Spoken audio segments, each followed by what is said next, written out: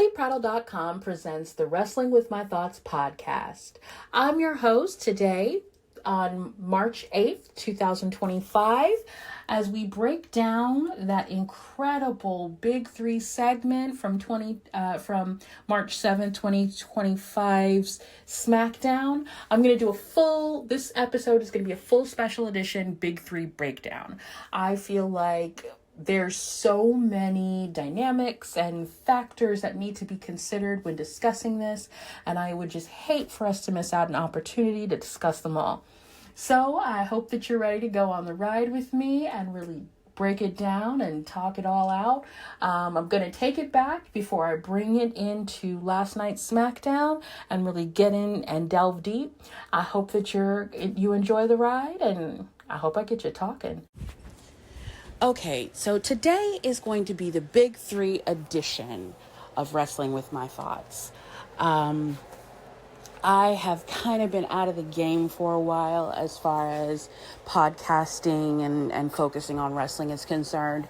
But if there's one thing that I'm always down to talk about, it's my faves being great. And last night was the greatest night for Black women's wrestling of all time.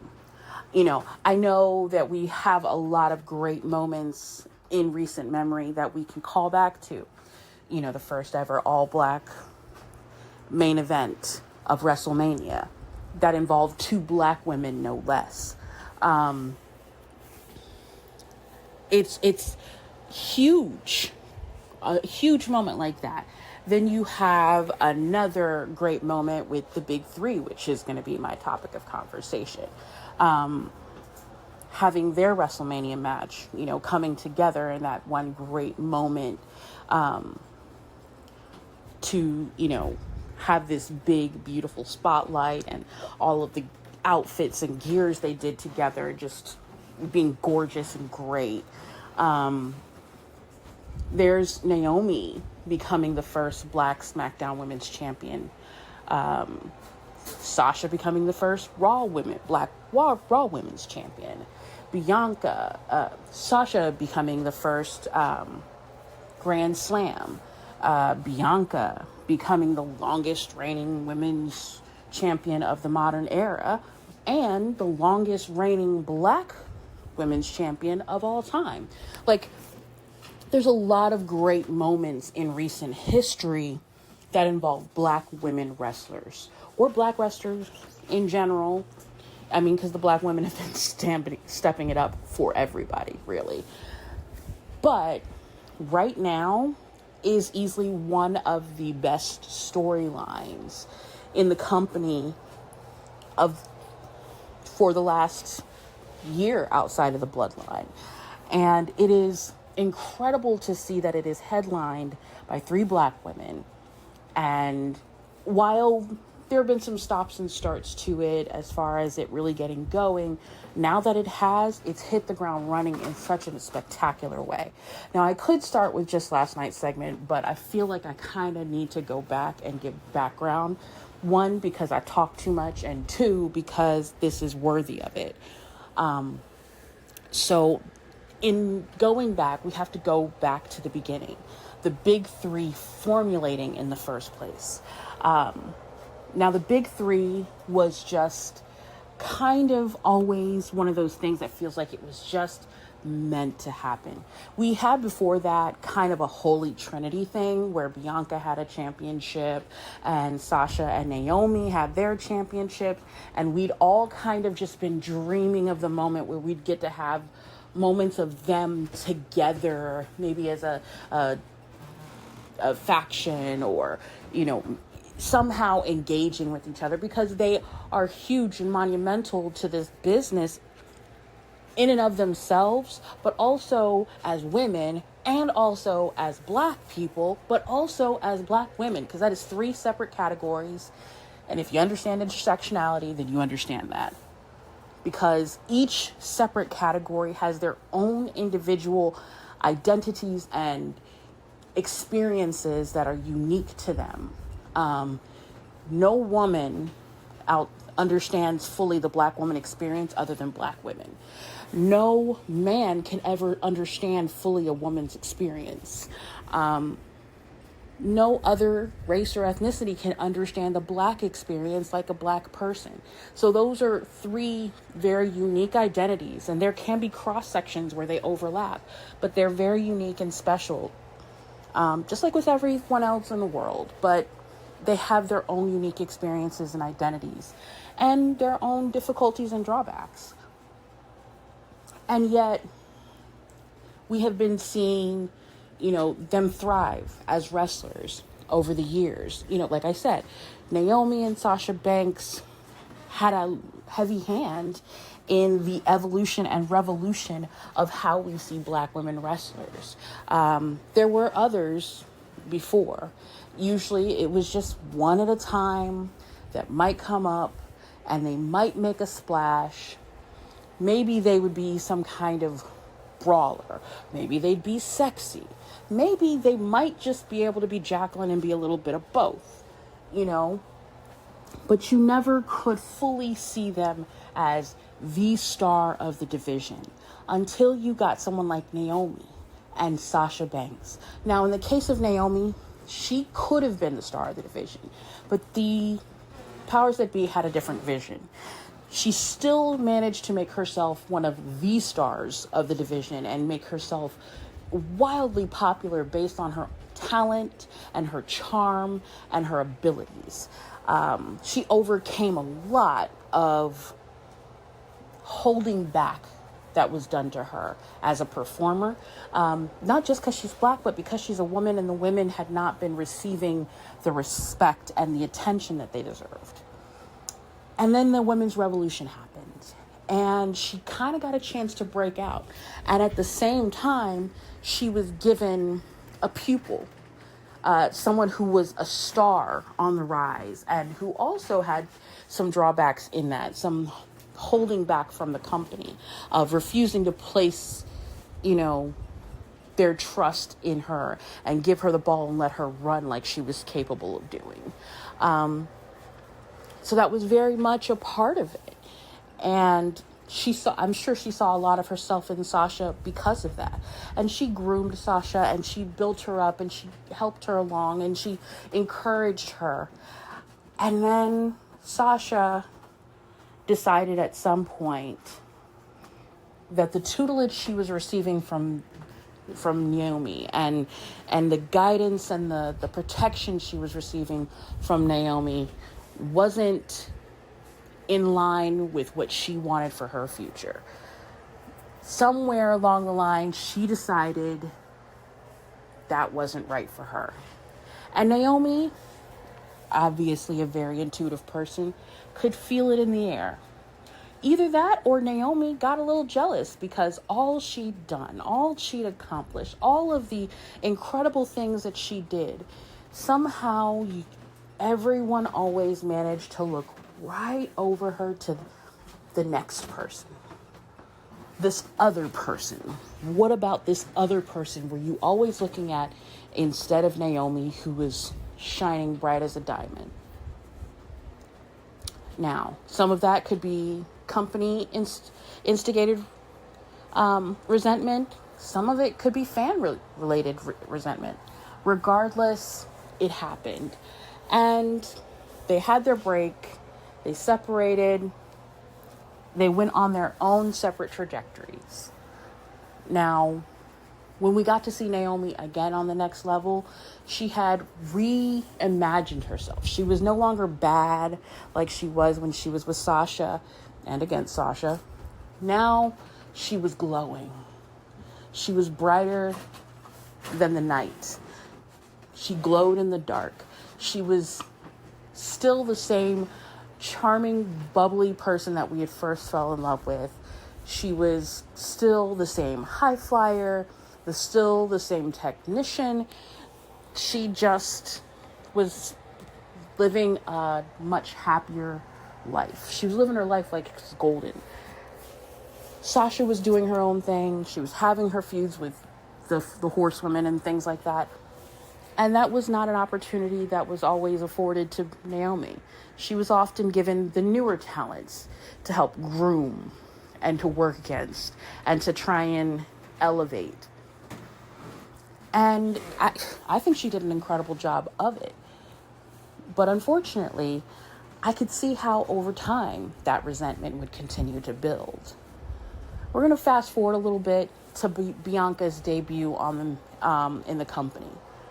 Now, Bianca was another up-and-coming star. And, of course, she had stars in her eyes. She wanted to make magic in the future. Who doesn't when they come into this company? It's kind of everyone's dream. And one of the people who kind of made her be able to see it as a possible future was Naomi, also Sasha. And Naomi, of course, not used to getting the flowers she deserved all the time, would have been enamored of someone who looked at her on Total Divas and said, oh, I can be a star in so many ways if I go into this company. I can be my full self and be loved in this company, and wanted to follow in her footsteps. Not just Sasha, not just Charlotte, not just Bailey, not just Becky, not just Alexa, or whoever else Trish and Lita might have been a star to people, but Naomi. And I'm sure that felt incredible, to really be somebody's idol, to be someone that inspires you. And so from the moment Bianca touched down in NXT, Naomi wanted to connect with her. She wanted to build her up. She wanted to support her. She wanted her quote unquote son to rise in this company. As a reflection of her, almost, whether she realizes it or not. And then she does. She makes it to the main. She makes a huge splash in the Mae Young Classic and makes people see her, like really see her. And then she makes a huge splash in NXT and becomes the gatekeeper to the title, because the powers that be refused to give her the title. They instead just made her the gatekeeper. You can't get near the title unless you can get through Bianca Belair. The title goes through Bianca Belair more than it did the champion a lot of times. But in the end, while she was in NXT, they never pulled the trigger on making her the champion that she deserved to be. They kept her as the gatekeeper. They kept her as kind of the person who brought the sparkle. And as the Glow Queen has experienced over the years, that's a really, really hard place to be. To know that you're capable, to know that you're good enough, to know that you have so much more to share, so much more story to tell, and yet you are seen as someone who can elevate others, but not allowed to elevate to your ceiling or beyond your ceiling in the company. It's a terrible, hard place to be. And I'm sure Naomi saw a lot of herself in this person who was so inspired by her to come into the company in the first place. So wanting to uplift her, wanting to get her to the next level, must have felt like, this is for us. Because maybe I couldn't do it, but you will. And I'm going to push you to get you there. And you're going to do it for both of us. And I could see her seeing herself in Bianca as, I can't make it, but you're going to make it for us. You're going to be the generation that does it. You're going to shatter the glass ceilings that are keeping us down. And Bianca does. She is the EST on every level. Everything that you say that a black woman wrestler, everything that you say that a wrestler, a black wrestler, a woman wrestler, a black woman wrestler can't do, Bianca ends up doing. Over and over again. They made her the face of the company. Things that in only a couple years ago were completely unfathomable are happening for Bianca.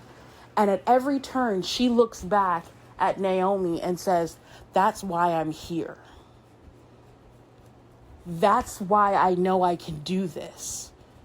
That's why I know I am who I am, because I saw myself in her, and she told me I was right to see it. And so Bianca built herself up and never stopped looking back to bring Naomi behind her, to remind people that she is because Naomi was and still is. Now, there were some messy moments along the way. Again, Bianca was put in a position where she would potentially be used against Naomi and Sasha. And so they decided, rather than do that, rather than further tarnish the tag team champions that Sasha helped create, they would leave the company.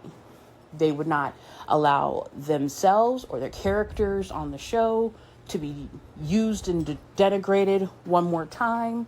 They were going to make another path for themselves and do something else. They were going to take time and reset and figure their way forward the way they wanted it to be. And Bianca respected that, refused to speak on them. Multiple times people tried to get her to address them, and she said, that's their experience to speak on. I will not address it. I will let them address it, because she respected them so much. Now, many thought of that as, oh, she's shucking and jiving for the man. She's protecting herself and not taking care of those around her. But I always saw it as smart business. You are the face of the company, the only black person in your position, only black woman in your position, the only woman in your position in this way. They also had Rhea starting to move up into that face of the company position as well, but she hadn't fully cemented at that moment. Bianca was already cemented as the face of the company. And she was walking a tightrope. Does she give up everything they've worked for, earned, everything she's personally worked for and earned, to speak loudly and proudly on behalf of other people and possibly lose it and not be able to get it back? Or does she just say as little as possible, but never disrespect them and never stop carrying the torch for them? I feel like she went the more silent route, and you can decide whether it was the right thing to do or not. To keep progress going by not speaking, or to stand up for what's right, even if you lose everything in the process. It's debatable. I think she did the right thing for her. And in a sense, it's for the division. Because in that time, others were allowed to flourish, maybe on a much lower level, like on an NXT level, rather than up on the main roster. But others were still allowed to flourish to some degree because she was still the face. She was still there. She was still the pinnacle that they could possibly reach someday. And she hadn't done anything to alienate her bosses so that they might take it out on others. It's the best, I think, that she could do for everyone in that situation, herself and everyone else included. And I think, understanding the dynamics of the company at the time, I have very little doubt that Naomi understood that and never felt like she was being slighted for it. So it was what it was. They did what they did. In the meantime, Naomi, we of course saw, proved that she was a bankable star, like we always knew she was, like she always believed she was capable of outside of the company. She was making moves. She was modeling. She managed to turn a failing, nearly bankrupt wrestling company around and take them from the red to the green to the point where they were thriving again. And then on the back of her excellence, they were able to make a connection with WWE that basically saved their entire company and put them back on TV for the first time in years. And I need everyone to understand, this was specifically because of Naomi. This was not all of the other girls and guys. This is not a shade to them. I just want to clarify. I'm not shading them, but I'm saying ratings were always the highest when she was around. Every time they dropped any kind of media with her in it, the likes and the interactions were always the highest. It was during the time that she came into the company and took the championship that they went from the red to the green, or the black, or whatever you want to call it. Sorry, I'm a little ADHD. I looked at green at the same time and said green instead of black, and brought them into the black. The statistics are there to support that Naomi specifically was the draw that made the tide change.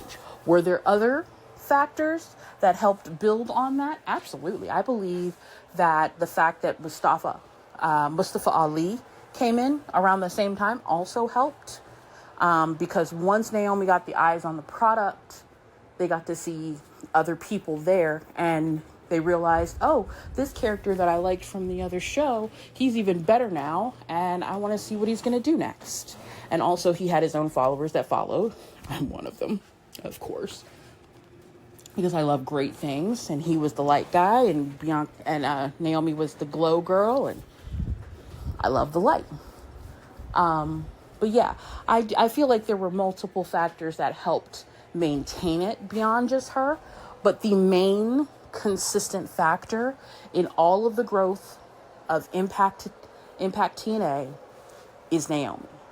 The connection between WWE and Impact TNA was on the back of Naomi returning to WWE and Naomi having that meteoric run as women's champion in Impact TNA. And while she was doing all of that, Bianca had a historic reign as champion. Longest of the modern era. I'd already mentioned that. And she was due for a rest from the singles division. Every major champion has that moment of rest where they're not necessarily required to carry the whole company on their back every single second via championship. They still are the face of the company. They still do a lot of things. They still are the attention getters that they've always been, but they're just not required to do it with the title on their shoulder. It happened for Stone Cold. It happened for The Rock. It happened for Bianca. And they decided, in their infinite wisdom, that the way that they were going to have her do that was by bringing in the hottest free agent signing of the modern era to be her tag team partner and to be mentored by her in Jade Cargill. Now, Jade Cargill had already made a connection with Naomi and been somewhat mentored by her to some degree as well. Maybe not fully because, they didn't really get to bestie status or anything like that, but they did get to start to build a connection outside of the company. And so with Jade being the hottest free agent signing, Naomi making her return to WWE around the same time, it was a perfect storm to bring three of the hottest acts in the company together, especially under such a historical connection. Three black women who are names, who are draws, who are powerhouses, in and out of the ring, being brought together. That's historic in and of itself. So, of course, WWE saw that, threw them together, and bada bing, bada boom, we got the big three. Now, before we got the big three, we got to see them interact at Royal Rumble. And let me just tell you, the potential was clearly there. We got our Bianca versus Jade standoff. Jade ended up eliminating Naomi. They had incredible runs before they went out of the Rumble. It was just a lot of great stuff happening. And no one actually lost anything from this. There was a really beautiful, heartwarming moment with the crowd when Naomi started the match. There was fun with her interacting with the Impact Champion when she came in. Like, there were just such good vibes on this. There were complaints about the ending and some of the decisions made, but it is what it is. And the people who won. And it created the road to WrestleMania. In that time, like I said, they decided that they would have Bianca help mentor Jade. But also, Bianca is getting to work with her idol professionally for the first time in Naomi. The inspiration for her wrestling career is now her partner in crime, right along with Jade. And everything that Naomi had been able to do for her behind the scenes, supporting her, encouraging her, wanting to work with her from the moment they heard there was going to be a tag team championship, just all of the little things, wanting to go down to NXT to work with her, all of the things that, Naomi had done behind the scenes and off screen to try and build her up and encourage her and support her career and wanting the best for her. It was finally going to be able to be put on screen, and the three of them were going to get to work together. And it was a dream for all three. Because Jade had also mentioned how Naomi was an inspiration for her. So they start working together, and it's decided Naomi is getting a singles run. Bianca and Jade are getting a tag title run. And so suddenly the big three is a little bit more segregated than originally appeared they might be. Like, I personally thought they might go the New Day route. But they didn't. They had your tag team and your single star, which is also fine because that's what we had with the Holy Trinity. Even though we never really got to see that on screen, we have like one picture of it officially. That's basically what we got with the Holy Trinity. And this at least was more. We were getting fits. We were getting, promo time. We were getting matches. There were only a few Trinity, big three matches, but they were all great. And, there were times when Bianca and Jade came to Naomi's rescue, and there were times when Naomi came to theirs, and they just really seemed to support and love each other. And the girls were they built something special. Something special that I like to think every generation tries to give in their own ways. They gave representation in more ways than one. What sisterhood could look like, what Black women working together and being excellent could look like, what, fun it could be to see them bond and dress up and be cute together. We got to really see all of it. But it was very clear that the relationships between the three were unique. You have the true vet in Naomi, the experienced member in Bianca, and the kind of rookie newbie in Jade. Because Jade had an incredible run in AEW. Don't get me wrong. But she'd been somewhat protected and under pushed. Like, she needed more work, more experience doing it on the road, in the ring, doing the on-the-fly promos, all of that. They needed to give her more. Like, respect her ability and let her actually stretch and grow. And they were too busy protecting the image of her as this unbeatable monster. And, I kind of get it, but it's also a little frustrating and annoying. But that's what they did. And then WWE swooped in and used all the notoriety that they built to build an actual wrestler, a well-rounded wrestler. Now, was she perfect from day one? Of course not. You know, she needed the seasoning, but she started getting it. And once she started getting it, she was building up to be everything that name dropping had earned her. It was becoming fully deserved and not like potential love. But the relationship between her and Bianca, that seemed solid. You know, they had a very different energy. They were competitors. They were competitors on a team together. Both of them wanted excellence. Both of them wanted to be the best. There was a hard edge to their relationship. And not in a like, I hate you or I want to take you down, but in a, look, I will ram right through you to get to the top. Absolutely. And I will respect you every step of the way because it's all about which of us is the best. And I know for damn sure it's going to be me. But in the meantime, while we don't have to fight each other, we're going to run ramshot on anyone who gets in our way and prove that we are the best of the best. And then fight it out later between the two of us as to which one comes out on the tippy top. And that was a very clear dynamic. It wasn't a sense of animosity, but really it was an athletic perspective of two dogs ready to fight at will.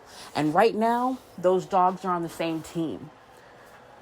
But let you put them in the opposite corners, and they'll tear each other apart to see who wins.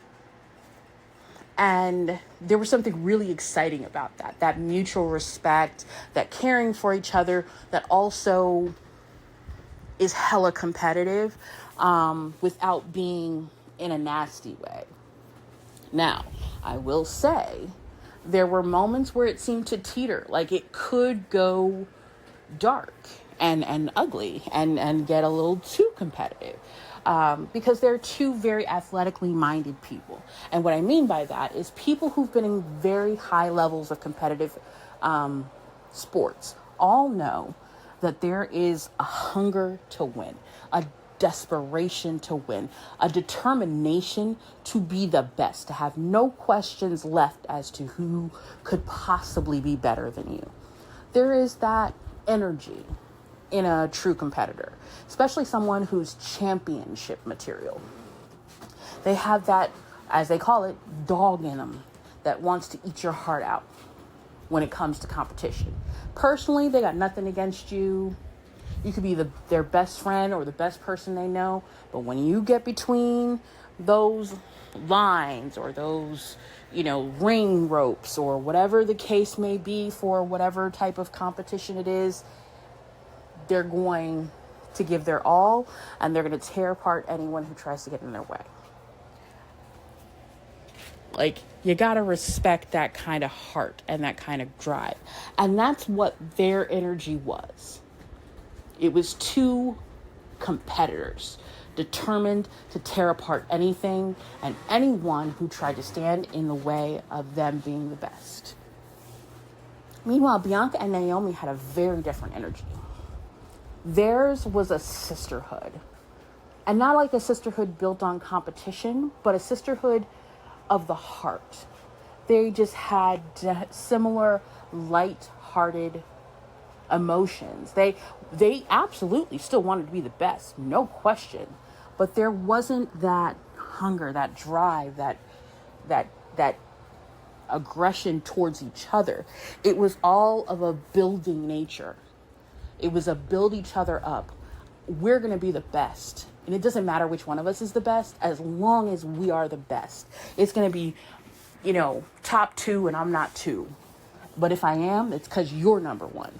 There was a much more nurturing energy. It was mother-daughter versus sisters at war.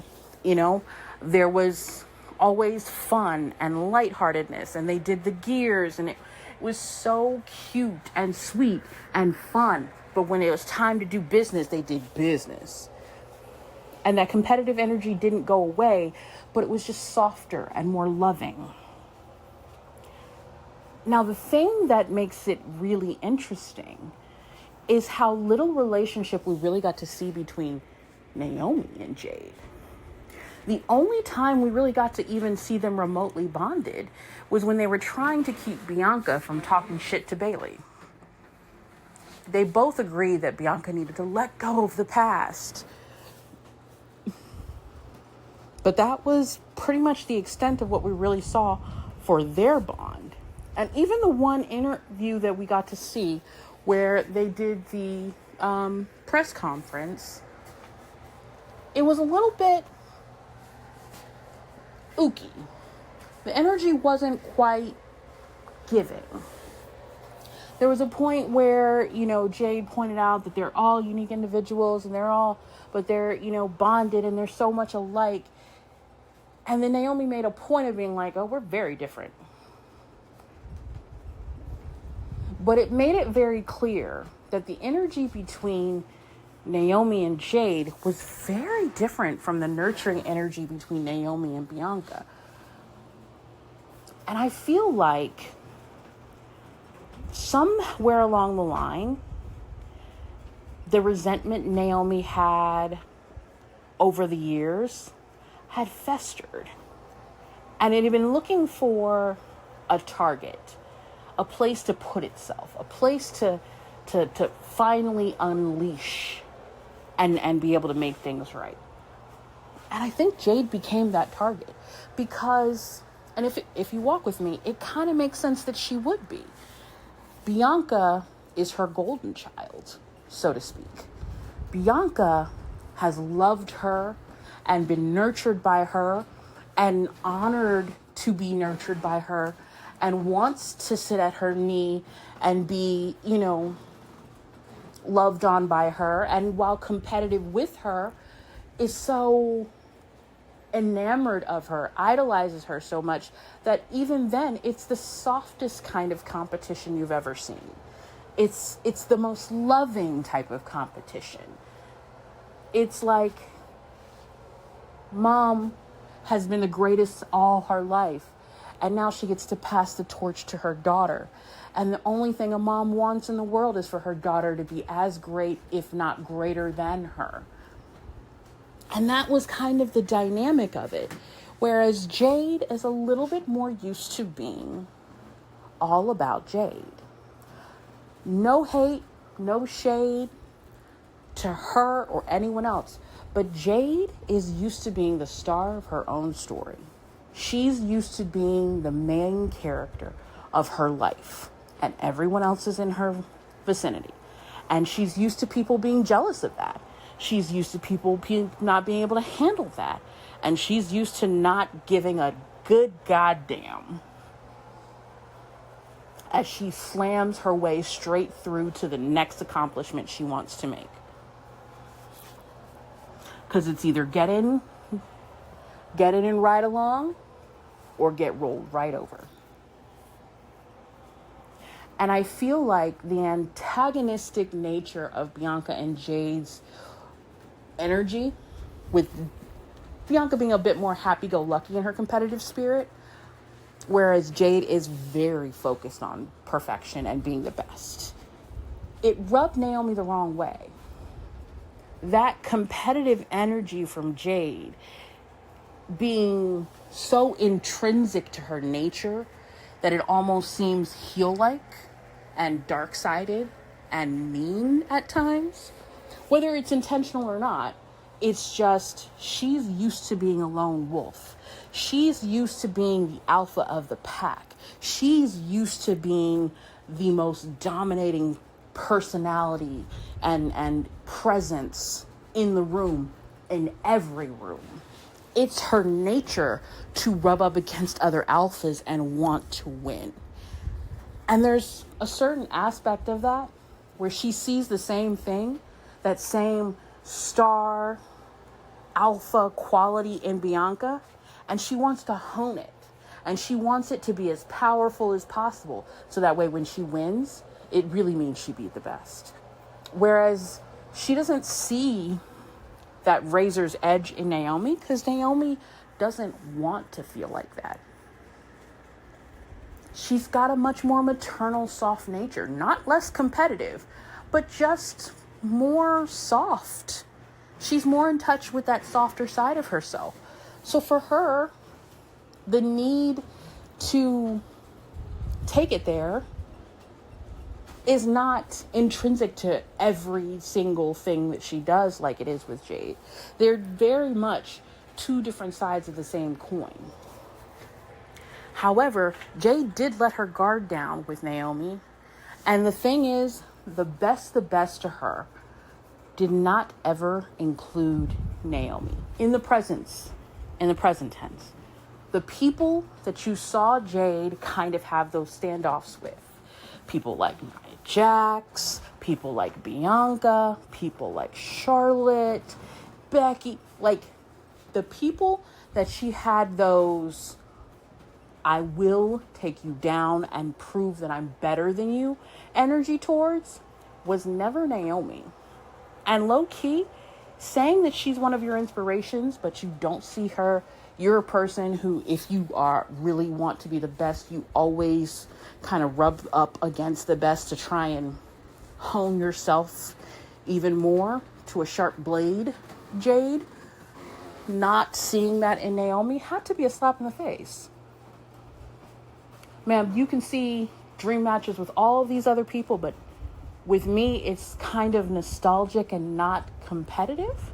Not about seeing who's better between us, but just about, oh, it would be a dream match for so many fans, and she's such an idol.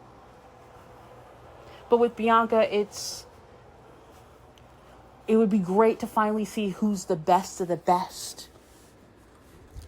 Like, I don't know if people are hearing what that sounds like, but it sounds like she doesn't take Naomi seriously as a competitor, just as a former legend who's on her road to leaving the company and retiring. And look, if that's how she sees things, that's how she sees things. But Naomi, being such a empathetic person, such a someone who's very connected to her emotions, is going to see that and is not going to feel respected by that kind of energy. Like, it's very easy to see she feels like she's less respected by Jade than Bianca. Bianca's her daughter of her heart. Jade feels more like an outsider who's trying to get in between that relationship, especially since they ended up forming a tag team instead of her and Bianca, which is something she's begged for since Bianca was still in NXT. So all of that rage and that resentment over the years of being overlooked and pushed to the side found a target in Jade. You'll notice Naomi was always her softest with Bianca, but with Jade, she kind of was a little snarky, had a little edge to it. It was always playful. It was always still soft Naomi, but it was never quite as soft as with Bianca. And Jade, being the hard edge that she is, no shade. Again, I know a lot of people think that a hard-edged woman, an aggressive woman is some kind of insult, but she's a fucking wrestler. She should be aggressive to something. Like, what is her business? Her business is beating people's asses for a living. Like, she should have some hard edges. Come on. But I think that people are so used to glow Naomi, and they're used to shake your pom-pom funkadactyls Naomi. They forget that bad Naomi existed. Team Bad Naomi did exist. Resentful Naomi existed. Disrespectful Naomi existed. Broken by years of disrespect and determined to get hers Naomi existed. And the parts of your personality that exist never fully go away. They may transform and they may evolve. They never fully go away. I mean, there's ways to heal them. But then there's times when people don't actually end up healing like we think they do. They just put that away and try to hide it and fake their way past it. And I think that's what happened to Team Bad Naomi. Because things didn't necessarily change for her. When she went bad, things got better for a little while, and then they went right back to them not respecting her. And then she got sick of that and was like, what is the point of having all these negative emotions if it's still not going to get me anywhere? And she came back as the person she is at her core. Loving, charming, fun, beat your ass, but still, just a good girl at heart, at her core. And I feel like seeing Jade and all of the aspects that I mentioned before, the fact that Jade sees her as kind of a nostalgia option for a dream match, not someone who's an actual competitor that she'd have to worry about beating, or have to really worry about in a one-on-one. She turned her back one too many times on Naomi, underestimated her one too many times, and that resentment hit peak, and she took her out. She saw the way there was that competitive, dark energy occasionally between Bianca and Jade whenever they would have those tournaments, and one of the semifinals would potentially be her versus Bianca, and Jade would always go full solo in her mindset, and you could see that she was willing to cut Bianca to win. Whereas Bianca was like, oh, this is just going to be a great fight. And I think that protective energy kicked in. Resentment plus protection equals Jade going over a ledge and onto a car. I think also because of that dark energy that she has inside herself that she forced down, she didn't ever heal it fully. Because you'll remember, there was no positive ending for that. She just had to accept that that was not her way forward. That was not how she was ever going to win. So she just pushed it down. And she probably hates that part of herself. That resentful, angry, aggressive heel side that we got to see for a brief time. She probably hates that part of herself. And to see so much of it in Jade, who doesn't respect her, because that part of her probably doesn't respect the soft, glowy part of Naomi either. And to see her winning while being like that, when Naomi could never win, really, as that version of herself, not when it mattered. And then not just winning, but winning with her baby, her golden child, her Bianca. The thing that she wanted the most was to win a WWE Women's Championship with a black woman. She got that with Sasha, but the black woman that she chose a lot of times was Bianca. Like there was a mother-daughter energy to this, and she wanted that for them, and instead it went to Jade, who is the side of herself she hates the most. All of the things in her that led to her failure and she had to push down in order to make everyone feel the glow. She wins by doing all of this. She succeeds. Not only she succeeds at the side of my favorite, of my best girl, of my golden child. And my golden child doesn't see what a danger is at her side. She doesn't see how disloyal this person can be. I know, because I was disloyal at times when I was that person. She doesn't see how much she hungers to have whatever is hers. She doesn't see how much she will take it from her as soon as she turns her head. She trusts her too much. I know you can't trust her because I was her. You can't trust that. And I think all of that led to Naomi finally going after Jade and saying, I'm going to get rid of her. I'm going to get rid of her now before Bianca gets in too deep and starts trusting this girl too much. And even more, I'm going to take that title and we're going to bring it to new heights. We're going to make it better than it ever was. And then they'll erase Jade from the conversation. We'll have better gears. We'll have more fun. We'll have more wins. It's going to be everything that I always dreamed of having. I'm going to have the title run that I should have had with Sasha. It's going to be perfect. She had this dream in her head of where this was going to go. And for a short time, she got it. Until Jade came back once again to take it away. So now Bianca is forced to see the team bad side of Naomi that she never really got to experience. The person that Bianca doesn't know. Bianca only knows Glow Naomi. Like, she knows of bad Naomi, but she doesn't know that woman. She only knows Glow Naomi, who's nurturing and supportive and loving, and her mother, and who always has her back and always wants the best for the division and the girls coming up, the one that she modeled herself behind. She taught me to be loving to Jade, and now she's doing this to Jade. Bianca has to be so confused. How could the Naomi I know and love and respect and honor and idolize and see as one of the best wrestlers of all time do this to a newbie who idolized her, who respects her? This is what you taught me. You taught me that those who respect the business and love the business and love us and what we do and respect us and honor us and idolize us and are coming up behind us, we're supposed to grab their hand and pull them up behind us. You taught me that.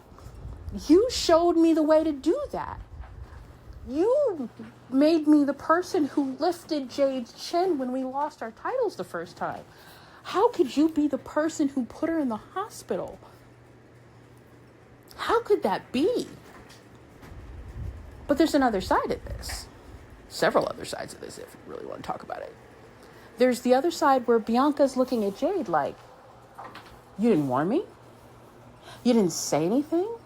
You didn't tell me? For months and months, you just ghosted me? I've had your back in everything.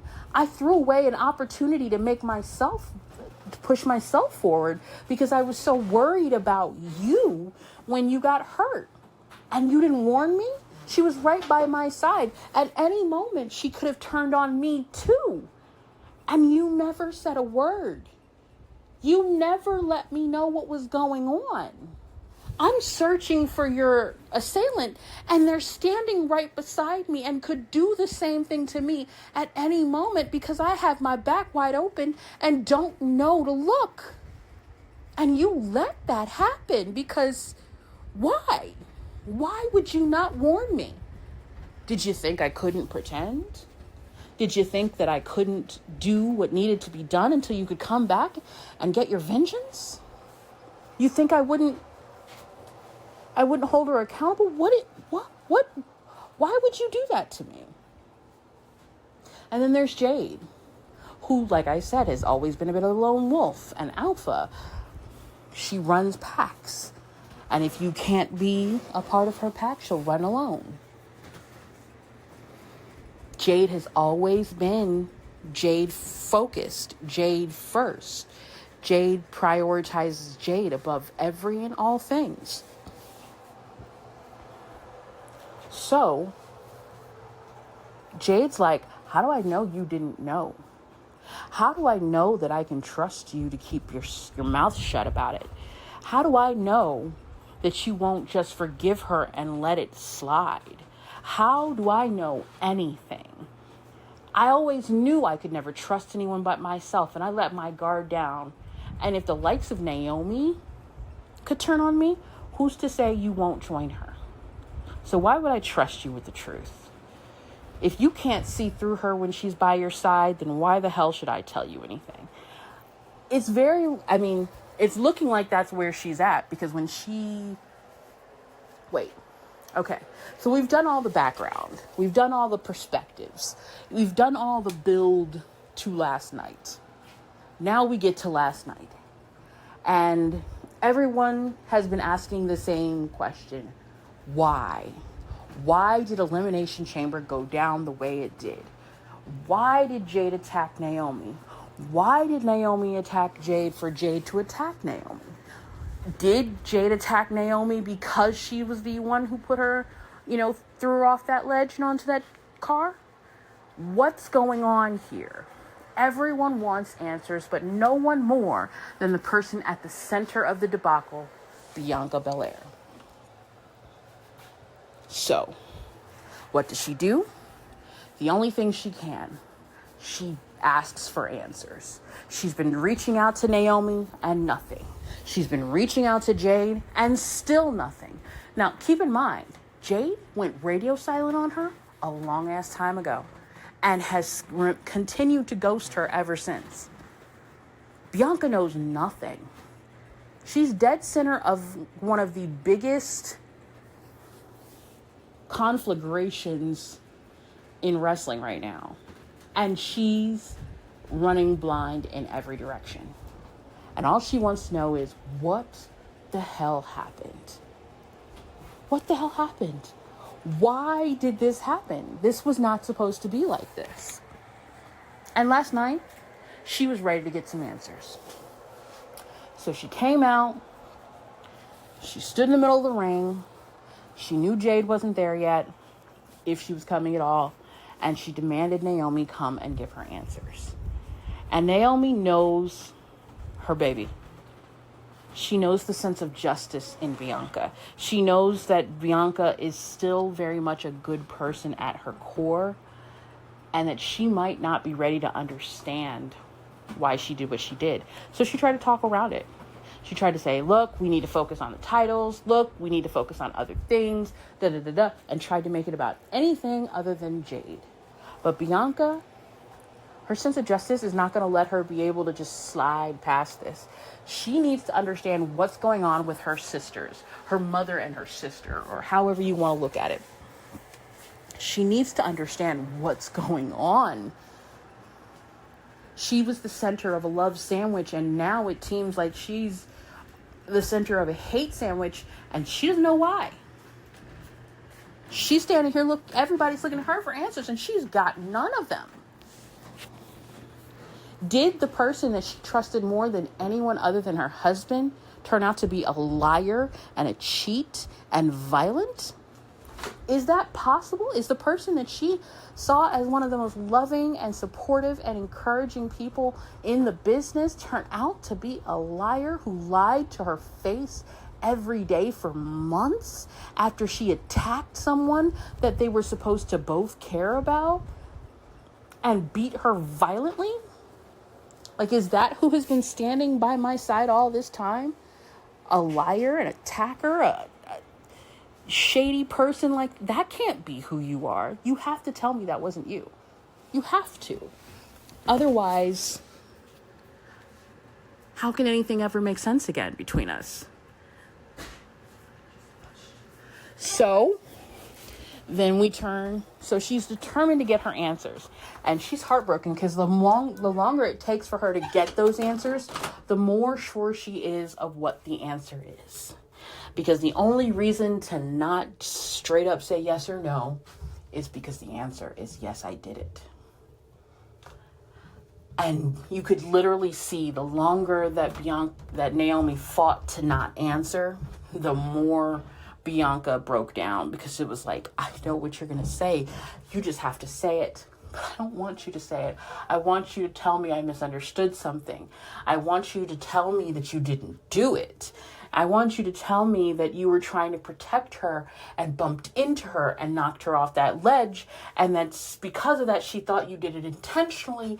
And that this is something that we can all explain away as a misunderstanding. That's what Bianca wanted to hear. But the longer it took to hear it, the more she knew that wasn't going to be the answer. And that Naomi did it. And lied to her every day for months. Let her fall deeper and deeper in love with their friendship for months. To look at her and see the best person she knows for months and find out it was all based on a lie. That's devastating. That's devastating. And then finally Naomi realizes, okay, I have to tell the truth. But I'm going to tell her my truth. And she unleashes. She explains that Jade is not a good person. It's not someone you can trust. Don't turn your back on this woman. I tried to get rid of her to protect you, to protect us, to put us back where we belong, together, where we've always belonged. We were always supposed to be in this together. It was going to be you and me to the end. I always knew you were built different. You were built for great things. You're the best of us. And you and me together, unstoppable. I knew we could get there. And she was in the way. And she was going to try to take that from you. And I couldn't let her do it. I couldn't let you blindly trust her while she prepared your end. I had to step in. I had to stop her. And I genuinely believe that's what Naomi believes. All that resentment and protectiveness, resentment towards the business and how she was mistreated over the years, and over Team Bad Naomi's inability to get the respect that she deserved. And then the protectiveness she has over her own innocence that was destroyed in wrestling, and the hope and the love and the preciousness of what Bianca has been able to accomplish in the business. The balance of those emotions all got aimed at Jade. And Jade became the scapegoat in her mind for all of the wrongs. And she was trying to protect Bianca, but Bianca can't see that. Bianca sees it as two of her friends, people she trusted and cared about, are now in a feud. Because one of the friends, the one I trusted the most, hurt the other for no reason. And lied to me. And the thing about it is, I think more than attacking Jade for no reason, the lies is what broke her. Because maybe if she'd come forward sooner, she could have made peace with it. Maybe not.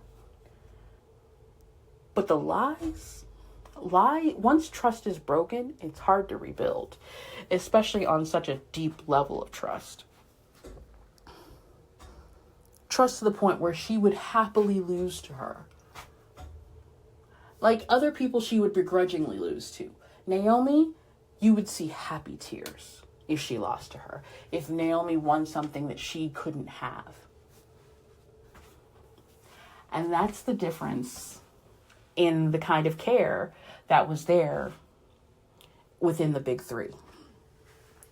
And last night, it finally came to a head.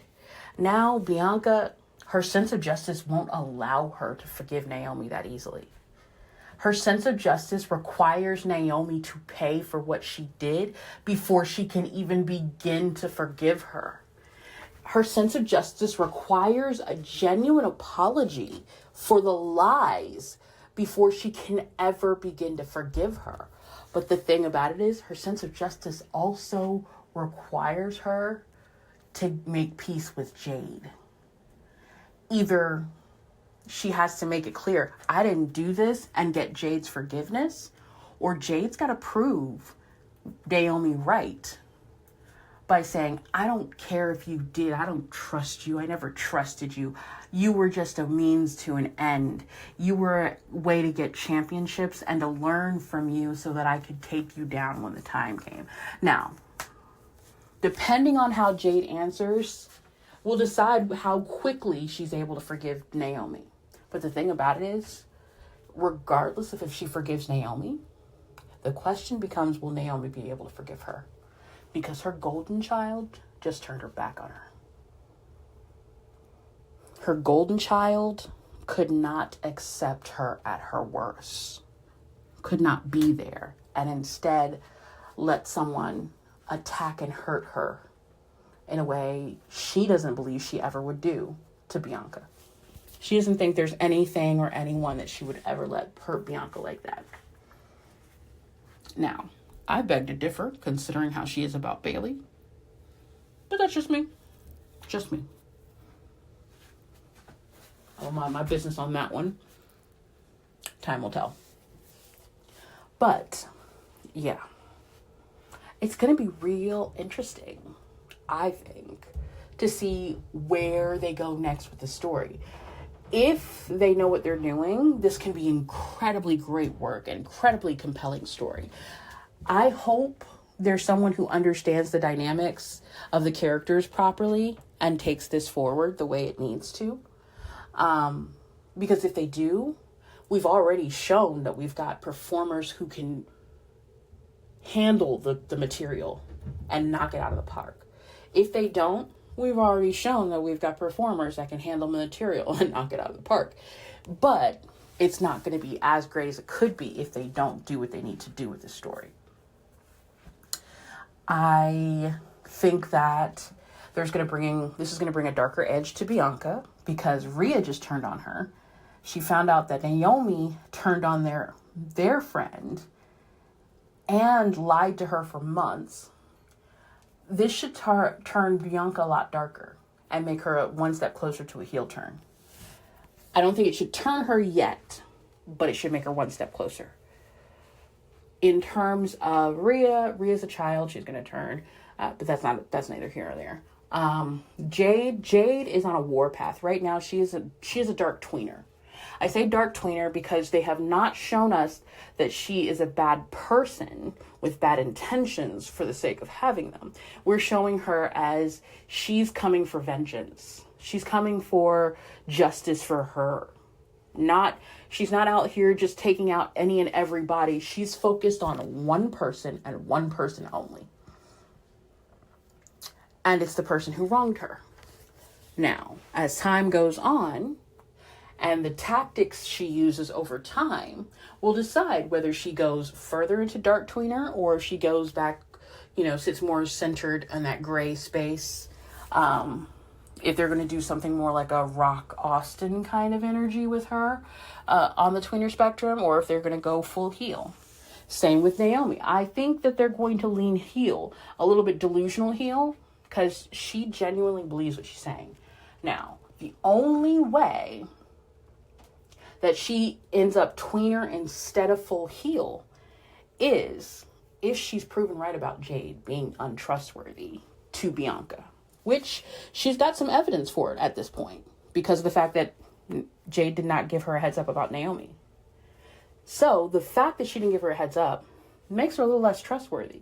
So maybe her actions were a little extreme, but maybe she just saw the writing on the wall that Bianca was too naive and too good-hearted to see. And maybe she really was just trying to protect her from becoming like her. Because who would be able to see the road ahead for Bianca better than Naomi? The betrayals, the hurt, the disrespect.